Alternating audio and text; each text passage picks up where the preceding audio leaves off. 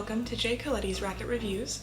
My name is Jay Coletti, and I will be your hostess. Here on Racket Reviews, we are dedicated to learning about all things organized crime, and today I'm really looking forward to having a discussion with you about Genovese powerhouse Frank Tieri.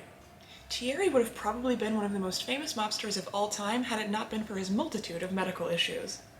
If you're enjoying the channel and would like to become a Racket Reviews patron, please head on over to that Patreon account and join the Coletti family. Now, without further ado, we have much to discuss, so let's get right to it. Francesco Alfonso Tieri was born in Castel Gandolfo, Italy, on February 22, 1904. Castel Gandolfo is about 15 miles from Rome and is noted mostly for being the Pope's summer residence. The Apostolic Palace of Castel Gandolfo, originally designed in the 17th century for Pope Urban VIII. By the time Tieri was 8 years old, he would immigrate to the United States with his parents, Agostini and Carmela, and two sisters, Assunta and Antonietta. They arrived in the U.S. from Naples on October 22, 1911, on the SS Rockenbold. Originally, the family surname was listed as Fieri rather than Tieri. It was later revealed that the family surname was written incorrectly, as Vito Corleone's surname was logged incorrectly in the Godfather novel and the Godfather 2 film. Such was the circumstance with the Tieri family. I have to admit though, I was pretty excited for a minute there, thinking that perhaps this famous mobster was related to Guy Fieri. Anyway, the mistake was later corrected to the Tieri name. The family would settle first with Tieri's uncle in Greenwich Village before moving to Brooklyn a few years later. By the 1920s, he was working in the railway yards, and by 1922, he would be arrested for felonious assault and armed robbery. He would plead guilty and be sent to Dannemora Penitentiary in Dannemora, New York, for 2 years. For the year following his release, it's noted that he was requested to report to a priest. Tieri's third and final move of residence took place when he married his wife America Lucia Tieri. The couple would remain in Brooklyn. They would go on to have 2 daughters together. Of course, you and I both know that mobsters do not tend to be the most loyal of spouses. Within the same neighborhood, Tieri would have 2 other women, whose Gumara, a former Italian opera singer, was basically his second wife. In fact, had he not already been married, they would have been listed as married due to common law. He was listed as the owner of her home, and the 2 would also have 2 daughters together. His time was split between his wife and Gumare, but, just for fun I suppose, there was a 3rd woman in the neighborhood with whom Tieri kept up a weekly affair. It does not seem that the 2 of them had any children together. He likely started working in organized crime when his family moved to Brooklyn, and he got involved pretty quickly with the now Genovese family. It's odd that he didn't wind up working with the Colombo family, as he and Joseph Colombo had lived in the same neighborhood and grown up together. Tieri listed himself as an employee for a sportswear company, although no one really took that very seriously. He did have legitimate claims to that title. He was the owner of Endicott Sportswear Company. He was also partners with John Battaglia, owner of the Jay-Z Sportswear Company. By the time Tieri was in his late 30s and early 40s, throughout the 1940s and then into the 1950s, he was viewed as a top-ranked family soldier and was a shoo-in for a promotion. In 1940, Tieri was arrested for racketeering and got into some trouble with immigration since he was never a U.S. citizen. He would still be in the process of applying for citizenship when he was arrested in 1945 for having interests in illegal dice games, liquor theft, money order theft, and operating an illegal alcohol still, for which he was acquitted. Since Tieri already had a wife and 2 daughters, it muddied the waters for deportation. Plus, he had never left the U.S. since moving there in 1911, although he was known to take trips to Puerto Rico in the 1950s on vacations. However, that's a U.S. territory, so technically it falls into the gray area. He would apply for citizenship in 1959 but be denied. He promptly filed an appeal, and this battle went on and on. In 1958, while being questioned by detectives, he would tell them that part of his legitimate work had been as a talent agent for the past 20 years. By 1959, he was also listed as a principal at Amer Frank Holding Corporation, a property holding company. His battle for citizenship would go on until July 22, 1969, when his petition for citizenship was denied and he had to submit an appeal within 60 days. By 1972, it was decided that citizenship would not be granted, but since there were no grounds for deportation, Tieri would maintain his alien status. He would obtain 4 vagrancy charges throughout the 1950s, all of which were dismissed, then would remain off the radar for a spell. Some of the other legitimate businesses that Tieri worked in, including the dairy business and glove making. He would work with 2 separate cheese producers, both of which went under in the 1940s, and his glove manufacturing business only lasted about 4 years. By 1962, Tieri was officially listed as a capo, although I would assume that the promotion came by way of Vito Genovese in 1957 when he became boss, but that's just my opinion. 1962 was the year he became a major stockholder and partner in the Frigid Express trucking company.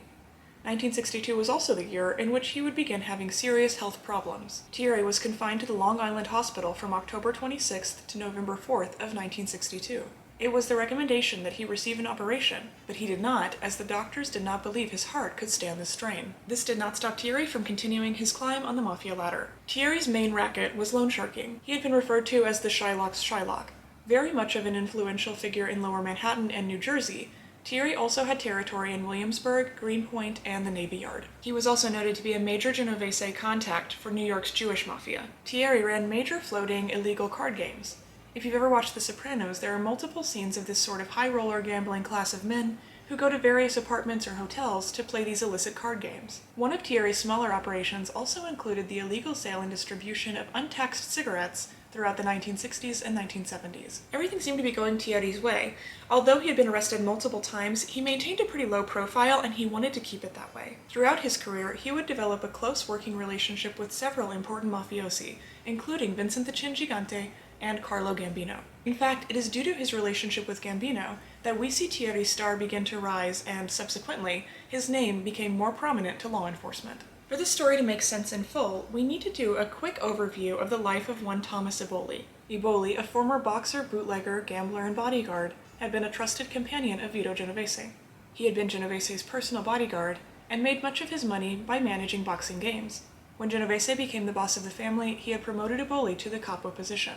When Genovese was put away in 1959, Eboli became the acting boss of the family. Some argue that it was Anthony Strollo who became acting boss first, but others say that Eboli became the acting boss and Strollo was Eboli's main advisor. Some contend that the leadership was run more like a panel, which included Eboli, but also Philip Lombardo.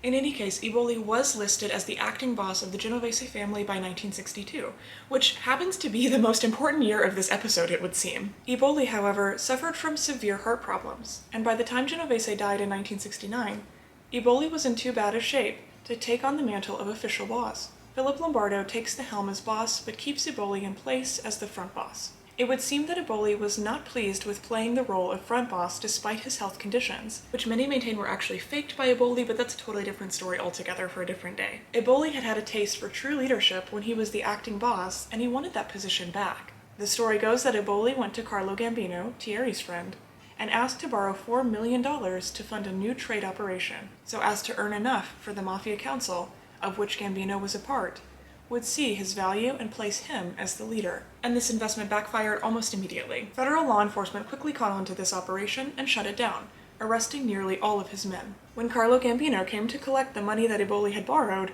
Eboli had no money to give him. And this only means one thing in the Mafia. Eboli was killed on July 16, 1972. He was shot 5 times in the head and neck, dying instantly. Okay, pretty interesting, but what does that have to do with Frank Tieri?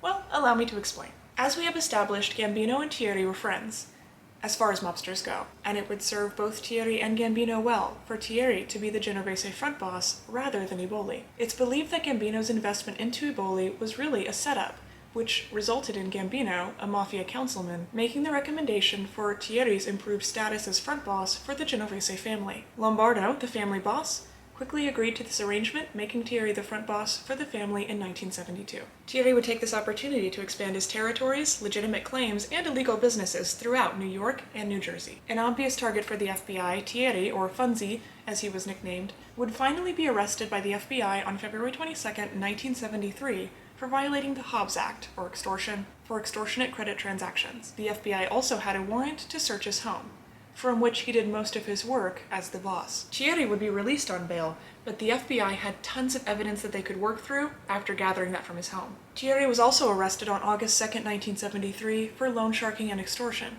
He would be released on a $50,000 bail, but could face up to 40 years behind bars. Tieri's health continued to decline.